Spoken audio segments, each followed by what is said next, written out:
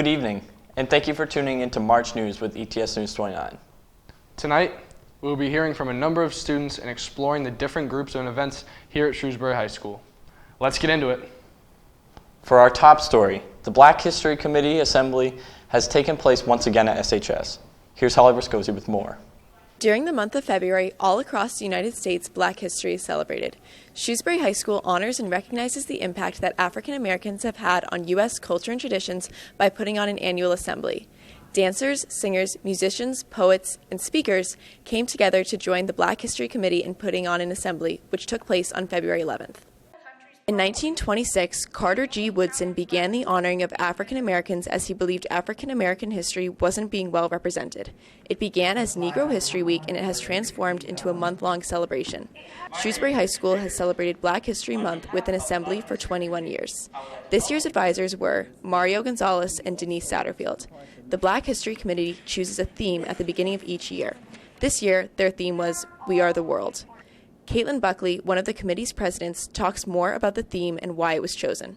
So the theme is We Are the World, and we named it that because, one, it's after the song written by Lionel Richie and Michael Jackson, and also just because we think that African Americans in general, their experiences have been really significant and important to American culture. At the assembly, Shrewsbury students and staff were able to watch impactful performances. First, a video was shown that illustrated Shrewsbury High's diversity.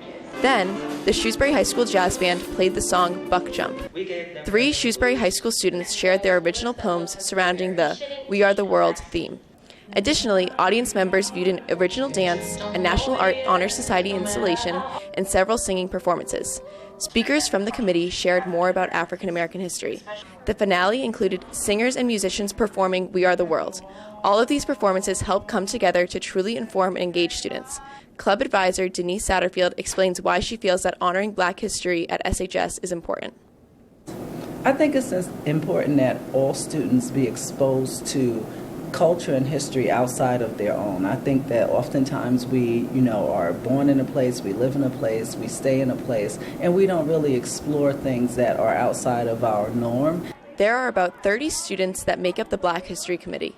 Since the beginning of the school year, the club has met weekly to plan the February assembly along with the SHS performers who have been practicing for the annual event. The preparation was very evident in the well-put-on assembly. The Black History Assembly has an impact on Shrewsbury High School students every year. It celebrates the unity, diversity, and talent that Shrewsbury High School students uphold. This has been Holly Rascosi reporting for ETS News 29. Back to you in the studio. Thanks, Holly. I had no idea so much went into planning that assembly. Yeah, and it came out great. I agree, and we're so lucky to have student-led activism supported at our school. Speaking of history, this past February was the 143rd anniversary of Groundhog Day. ETS News went to Drumlin Farm to explore more about this history and climate impact on this holiday. Here's Jacob Tran with the story. This past February marks the 143rd anniversary of Groundhog Day. We went to Duggan Farm to find out more about this holiday, including its history and the effects that climate change has on our seasons. Groundhog Day originated in Germany as a celebration at the exact midpoint between winter solstice and the spring equinox. It wasn't until 1887 that German settlers brought the celebration to the U.S., specifically Pennsylvania. Since then, the tradition has evolved into saying if we would have a long winter or early spring based on whether the groundhog has a shadow or not. Though this tradition has little scientific evidence, the holiday is still celebrated by millions across the country and is a fun day for families with younger kids. Here at Duggan Farm, they made an announcement where Mrs. G, the local groundhog, said we would see early spring this year. Official forecast for Groundhog Day 2020 with Ms. G at Mass Audubon's Drumlin Farm in Lincoln is no shadow. Early spring will come. Although this prediction was the main attraction, the farm also had other events, such as arts and crafts, live music, a presentation on the effects of climate change, and of course, animal exhibits. At Duggan Farm, we spoke with Sanctuary Director Renata Pomponi in regards to why the event was held there. At Mass Audubon, we feel like animals are a really great way for people to connect with the environment.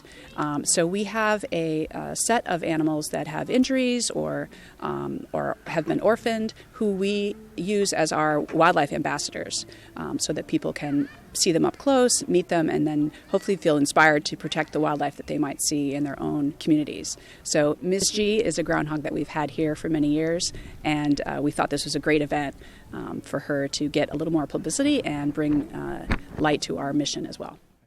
Drummond Farm has been hosting this event since 2012, and Mrs. G has been named the official groundhog of the Commonwealth of Massachusetts by former Governor Deval Patrick. In addition, we also spoke with Jennifer Fellow, the education director at Drummond Farm. It's always been about will there be 6 more weeks of winter and connecting with nature in that way, but now it's also about how do we make sure that we protect our climate going forward and that we make sure we have a regular climate, regular patterns of weather like we always have. The groundhog has spoken. There will be an early spring. Drummond Farm will be hosting this event next year. This is a great place to bring your friends and family for a great day of fun. Until then, this is Jacob Tran reporting for ETS News 29. Back to you in the studio. Nice, an early spring. Groundhog Day always seems to be talked about by adults, but other than that, no one seems to pay much attention. Yeah, I agree. That and politics. Didn't Omni look into politics and teenage voting in February? Yes, he did. Let's take a look. With the presidential primaries quickly approaching and the voter registration deadline behind us, many Shrewsbury High School students are getting ready to vote as they have just turned 18. Currently, the voting age is 18. However, many younger students do believe they should also have a right to vote. There has been growing support to change the legal voting age to 16. Many of the supporters of lowering the voting age use the same argument. 16-year-olds can have jobs and therefore can be taxed. James He, a senior at Shrewsbury High School, explains why he believes the voting age should be lowered to include 16-year-olds. I would say in high school, 16-year-olds can have jobs. They have part-time jobs working at, supermarkets, all these places, and it's kind of unfair to them because they're being taxed. And one of the most important things when you're being taxed is that you have rights as an adult at that point. You have to be mature enough to have a job. So then why aren't you mature enough to be able to vote? There are some cons to letting 16-year-olds vote. Opposers of lowering the voting age tend to say that 16-year-olds are usually very impressionable, and a lack of time for research due to school and extracurriculars may turn their vote into an extra vote for their parents. Miss Sandra Wright, the town clerk of Shrewsbury, highlights some of the reasons that 16-year-olds haven't been granted voting rights. It may lower voter turnout. It's been shown through the 2012 federal election that only 46% of millennials voted, whereas 72% of the older generation made it to the polls. 16-year-olds may be influenced by their parents, their teachers, or their mentors. Teens sometimes struggle with decision-making. And also, teens are going through changes, including brain development, which creates emotional instabilities that can lead to rebellion. Giving them the right to vote could be helpful for some, but it may also be destructive for others. There will be teens who will vote a specific way because they know it will spite their parents. There are many differing opinions on how the voting age should be handled, and legislation has been brought up in the past to lower the voting age. It is likely that we will see more bills brought forth to lower the voting age in the future, and it will be interesting to see how our lawmakers vote on such legislation. There are many pros and cons to lowering the voting age, and debate will continue. As support grows to change the voting age, we will probably see more legislation proposed to change it. This is Amneet Bhaga from ETS News 29. Back to you in the studio. Thanks, Omni. It's great to see what changes people our age are trying to make in their lives. You're right, Mikey. Speaking of which, the entire senior class is gearing up for a big change, moving past high school. Here's Cole Ackerman with more. As the spring is approaching, so are the last college application deadlines and college acceptances. This time of year is very busy for senior students as they hear back from the schools they applied to. Applying to college is a challenging task for even the most accomplished students, from taking the SATs and ACTs to writing a tell-all essay about themselves. There are many things students contemplate when deciding where to go to college. Some considerations include cost, distance from home, or the major of choice. There isn't one perfect plan. Everything is different for the individual depending how they want their future to go. So for me, big factors were really location-wise and what this college will help me in the future. And for me, choosing Manhattan College, I really found that the city was a huge factor, and having those internship and job opportunities right at hand was something I definitely looked for. After doing a lot of research and going to campus, you realize and you can picture yourself there, and you're looking around, and it just feels like a good fit. Many students at SHS have been touring universities since their freshman year and working hard to get into their dream schools. Some may be driven by getting into a private school, while others choose in-state or community college as a close-to-home option.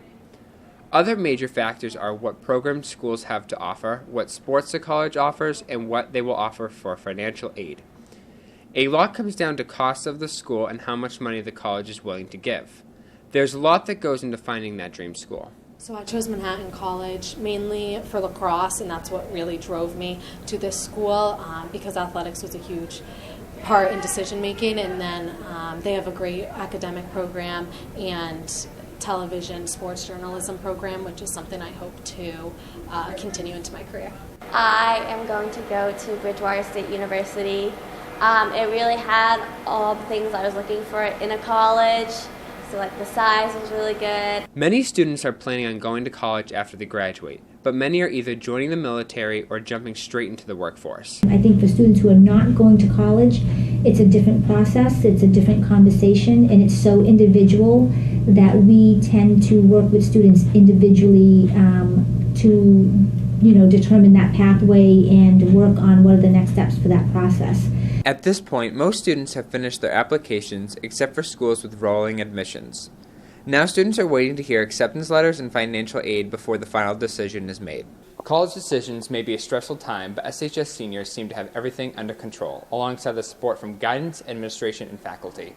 This is Cole Ackerman for ETS News 29, back to you in the studio. And now for our first ever live weather segment. Here's Nicole Karadimitriou.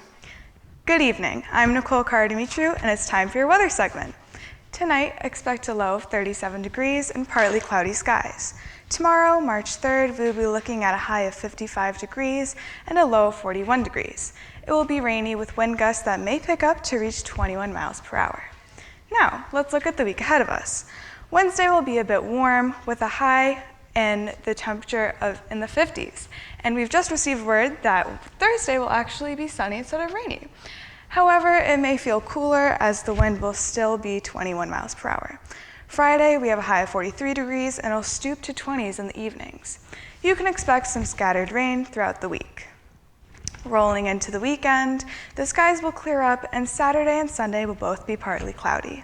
The temperatures aren't looking too bad as they will stay in the lower 40s during the day and drop to the mid-20s at night. Don't forget to mark your calendars because daylight savings is just around the corner. It will happen on Sunday, March 8th, so be prepared and set your clocks back 1 hour. Again, my name's Nicole Karadimitriou, and this is ETS Weather. Back to you in the studio. Great job, Nicole. If we keep that up, then a weather segment might become a mainstay at ETS. Now let's take a look at our next story. Here's Bella Hannaford with details on the SEF dinner that took place in January. Tonight we are here at the SAF dinner, which celebrates the recipients of the John P. Collins Awards, the Community Service Award, and the Shrewsbury Educational Foundation grants. The Shrewsbury Education Foundation annual dinner is a fundraiser that takes place every year at Cyprian Keys Golf Club. This year's dinner took place on January 25th, 2020, and many awards were received by various faculty members through Shrewsbury Public Schools. SCF board member John Wensky elaborated more on what to expect tonight. We award grants to the educators that are the grant recipients. We also have awards for John P. Collins Awards for excellence in education, as well as a Community Service Award, which we're proud to present to the Shrewsbury High School Unified Club tonight. In addition, a total of 15 grants were given out, totaling at approximately $15,750. Christine Jutton, co-president of SEF, gave us more insight on how grants are decided. Really interesting. Shrewsbury Education Foundation has two committees. We have a grant selection committee and a John P. Collins selection committee. We receive all the grants, we get them organized, and there's a cross-section of SEF volunteers that looks at the grants, sort of assesses them by their merits, and if they follow all the criteria we use for the grants and they're selected, we can immediately get the funds to the classroom and to the classroom teachers. This year, the Unified Club at Shrewsbury High School was awarded the Community Service Award. The Community Service Award is awarded to a person or group that over a long period of time has embodied everything the Shrewsbury community represents: caring, compassion, and camaraderie. To celebrate this honor, members of the Unified Club spoke at the dinner and even showed a few videos highlighting their message and club. Unified Club advisor Megan Wallace shared with us who attended the event in support of the Unified Club. Of a lot of juniors and seniors from the unified sports teams that are here tonight to represent. Unfortunately, we couldn't invite all 80 of them, but they are here, so we're really excited to receive this award. This award is a very prestigious honor, and it is fantastic that this year's award celebrated the great work of the SHS Unified Clubs and teams. Unified Club member Cole Ackerman talked about what this award means for the Unified. It means a lot. This club really has come far, as well as all unified teams over at the high school. Everybody a part of it has worked really hard, especially Mrs. Wallace, who has put it all together. It's just, it means a lot that it's a big step. The Unified Club is a great addition to the SHS community, and their goal to include all. SHS Principal Mr. Bazidlo spoke to us about how SHS will continue to build the Unified program. Well, we're going to look at other ways that we can continue to grow different activities. Like most recently, we've added Unified Sound, which is an after-school club where we received a grant where we actually have musical instruments that are donated by a local company.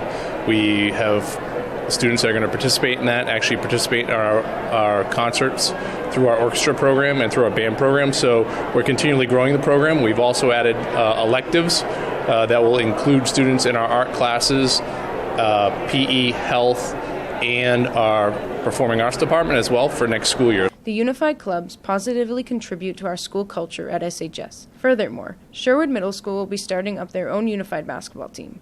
Ms. Wallace shared how students can get involved with Unified. There's a lot of ways. I think being fans in the stands, coming to all of the games, I think just supporting Unified in any way they can, joining a team, joining the club, meeting a new friend. That's what's important. We can't wait to see what else this movement brings to SHS, but the Shrewsbury community as a whole. What a moving night. We can't wait to see all the new things coming to Shrewsbury schools. This has been Bella Hannaford of ETS News 29. Back to you in the studio. Thanks, Bella. Just like Unified Sports, the Unified Sound program helps connect different students at our school and helps people form new interests. Here's Erin Kiley with more. This is Erin Kiley reporting from ETS News 29. This fall, a new club was formed at Shrewsbury High School called United Sound. Similar to the unified sports model at SHS, United Sound promotes social involvement through the world of music. United Sound joins students with and without disabilities to learn and perform in the band or orchestra together. United Sound is a national organization that promotes social engagement through music.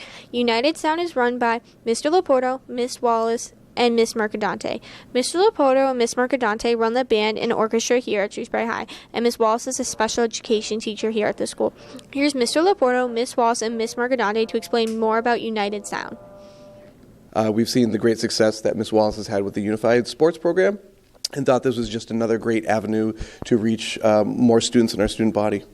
So it's not really affiliated with Special Olympics or the Unified Sports program, but it's a national organization. For an instrument. In this club, people play a variety of instruments, including tuba, violin, saxophone, and cello. At these meetings, mentors will go over different notes as well as the music with them before playing as a group. The different groups will clap to every beat so that they know how fast the pace of the music is. After going over it multiple times, they will play as a whole and put it all together. United Sound is currently playing a song in Pirates of the Caribbean.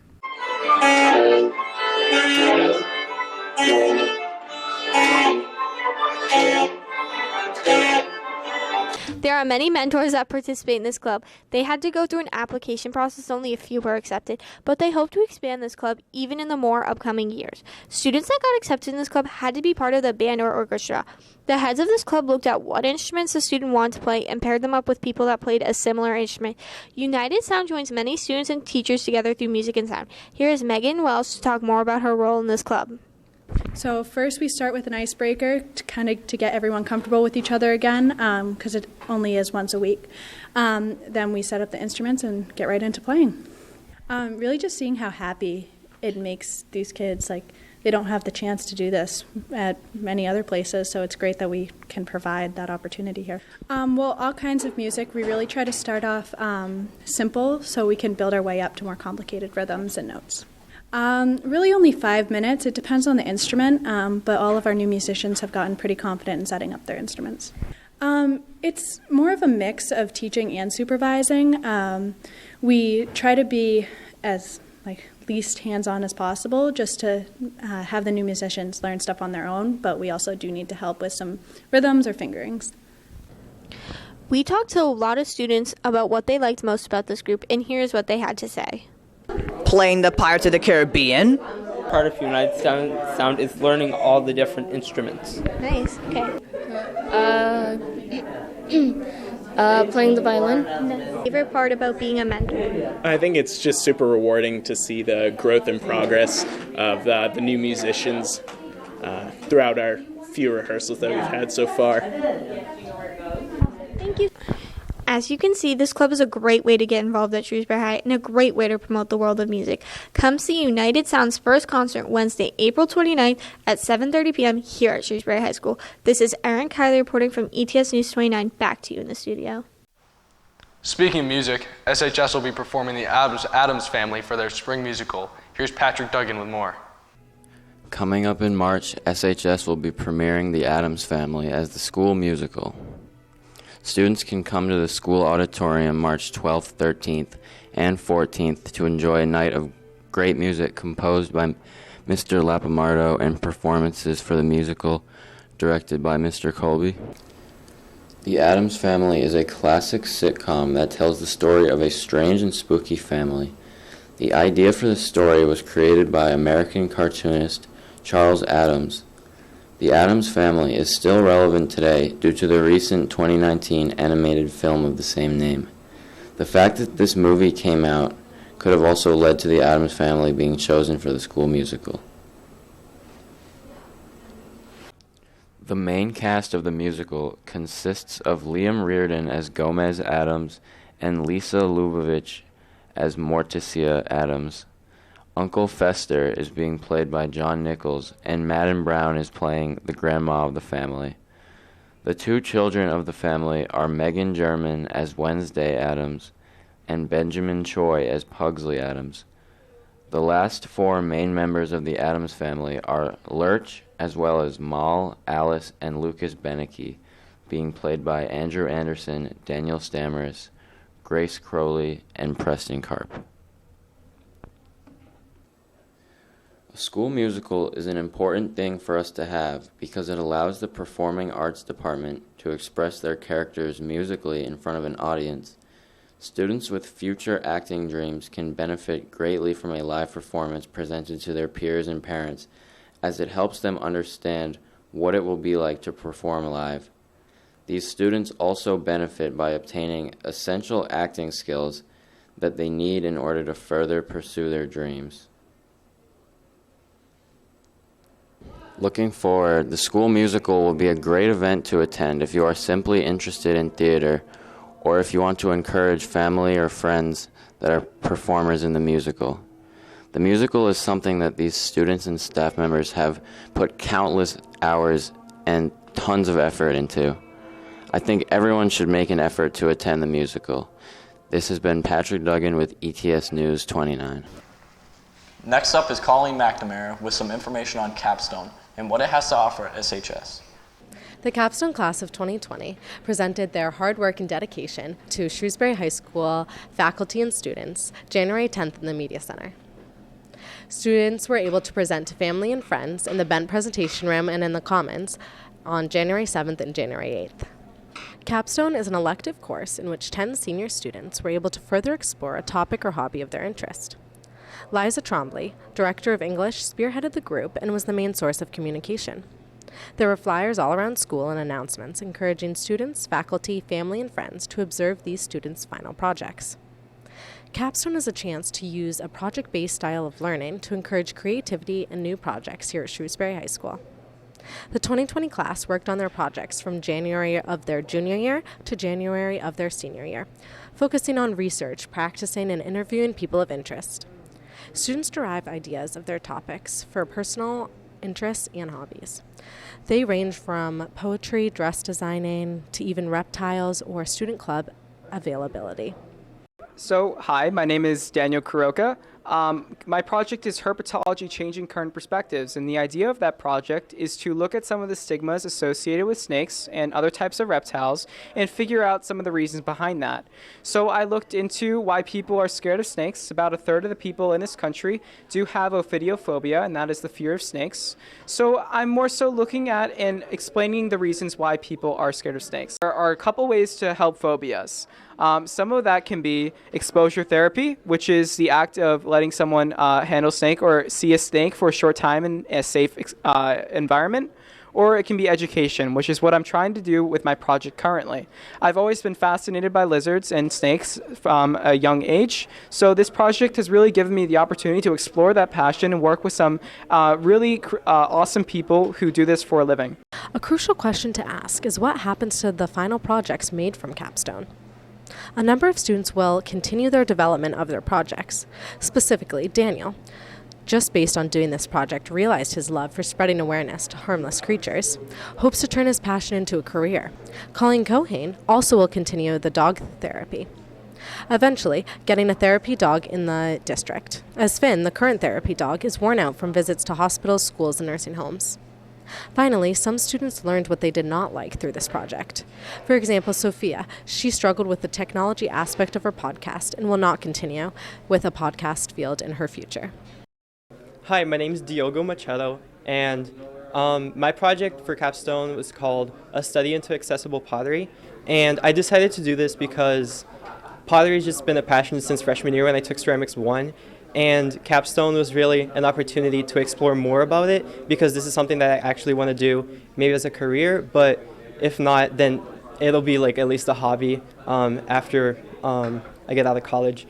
But in the project, I researched more things that I could do with pottery that the school didn't really provide just because they're really difficult. And there's so many things, I'm not blaming them, but there's so many different types of clays and glazes that I hadn't been able to use yet, and I really wanted to explore that with this project. And my presentation part showed my progress throughout the 4 years of high school, since freshman year in Ceramics 1 and progressed into my senior year with Capstone as an opportunity to explore that, and also Ceramics 3.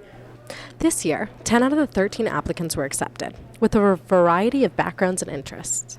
So how did these students get chosen? Well, first, any sophomore at Shrewsbury High School is welcome to attend an informational meeting February 26th where they will learn general information about this elective. Next, they will be encouraged to apply and hopefully accepted. Liza hopes to grow Capstone, as it is an amazing creative outlet that strays away from the typical testing. It is important to note that there is no academic requirements for this elective.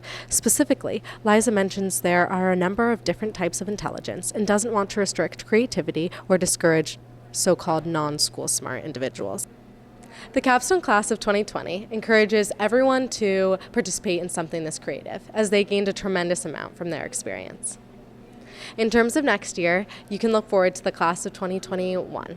12 out of the 14 applicants have already been selected and chose interesting topics such as photography, the presidential election, fashion, and dermatology. I'm Colleen McNamara, reporting from ETS News 29.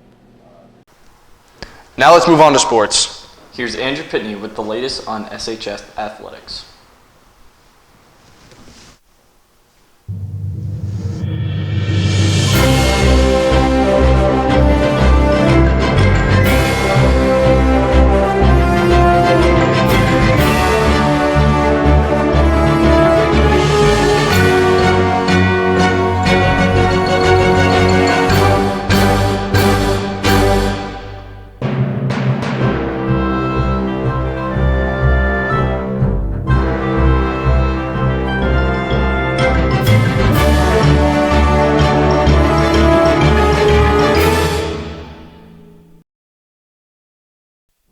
Good evening. Welcome to the February Sports Edition. My name is Andrew Pitney, and it's now time to check in on our SHS winter sports teams.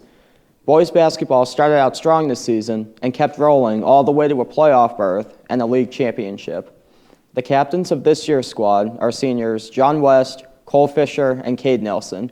The team had their best season in recent memory as they finished 15-5.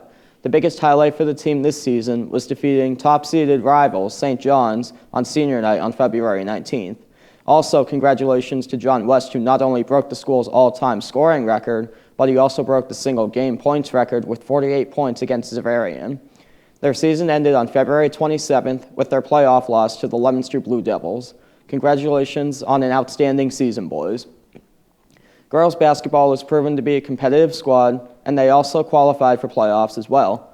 Under first-year head coach Nate Scarmont, the girls finished 12-8, and they're in the playoff berth for the second year in a row. Their efforts during the regular season earned them the 6th seed in the district tournament. The captains this year are seniors Megan Biss and Juliciana Horton. The team lost to a very tough Natick team in their playoff matchup. Congratulations on another strong season, ladies. Boys ice hockey has seen rapid improvement from last year, qualifying for playoffs in the ultra-competitive Division I for the first time in program history. The captains this year are seniors Sam O'Connor, Matt Sandy, Tim Fitzpatrick, and Drew Albertson. Coach Terry Virtue has done a great job leading the Colonials in his first season at the helm, replacing longtime coach Steve Turnbloom. They earned the 3 seed in the district tournament, but unfortunately suffered a heartbreaking loss in their playoff game to the St. John's Pioneers. Congratulations to the team on a great season. Girls ice hockey has also seen success this year. Under Coach Frank Panarelli, they have been led on the ice by senior captain Riley McCausland, with Grace Felicio and Nora Lauder serving as assistant captains. The girls finished 13-5-2 and earned the 12 seed in a 33-team field. With their win on February 8th versus Leominster, they clinched the conference championship. The team defeated Lincoln Sudbury 3-1 in their first playoff game, and tonight they face off against St. Mary's of Lynn. Good luck tonight, ladies. Boys indoor track had big shoes to fill after capturing the district title last season, and they certainly accepted the challenge this season. After a 3-1 dual meet season, with their only loss coming to perennial power Wachusett, the team rebounded very nicely with second-place finishes at both the league and district meets. Also, congratulations to senior Nate Gill, who recently broke a school record and qualified for nationals in the high jump, as well as junior Max Evers, and both of these athletes competed at the All-State meet on February 22nd with Max in the 1 mile. Good luck to the team in the spring. Girls indoor track has found success in both the pit and the oval. Led by Coach Wendy Marshall and captains Colleen McNamara and Victoria Marshall, the girls have been working hard all season long. Congratulations to sophomore Kira Hurley as she qualified and competed in the All-State Championship for the 600-meter run. Good luck to the girls in the spring season. Our alpine ski team has been successful this winter. They have been led this season by Coach John Shapazian and captains Alex Berry and Bridget Mooney. They competed mainly at Ski Ward right here in Shrewsbury, and this year the state championship is scheduled for this coming Wednesday at the Berkshire East Resort in Charlemont. Congratulations to freshman Kieran Gildilla and sophomore Ellie Savoy, who both qualified to compete. Good luck on Wednesday to these athletes. Our gymnastics team has been working hard all season long. They have been led this season by captains Paige McNally and Agnes Shojar. The team recently competed in the league championship on February 15th, which was held at Algonquin Regional High School. Congratulations on a great season, ladies. The co-ed swimming and diving team had their share of highs and lows throughout the season. They finished with a combined record of 2-7, with the boys and girls each winning against Neshoba. The captains for this year's team were seniors Andy Gaia and Natalie Swiak. Coaching both the boys and the girls this year was Courtney Mulcahy. A special congratulations goes out to senior Maria Miao and sophomore Kenneth Lee, who both qualified to compete in the MIAA state championships.